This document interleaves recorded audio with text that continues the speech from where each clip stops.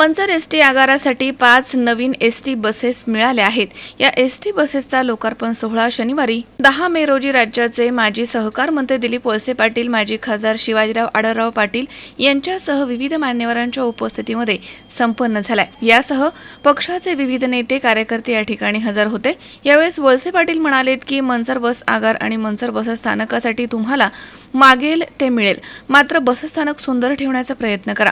भविष्यात हे बसस्थानक पाडून या ठिकाणी नवीन सर्व सुविधांनी युक्त बसस्थानक बांधण्याचा प्रयत्न करणार आहोत। मंचरला स्वतंत्र बस आगार व्हावं अशी मागणी खूप वर्षांपासून होती, ती आता पूर्ण झाली आहे।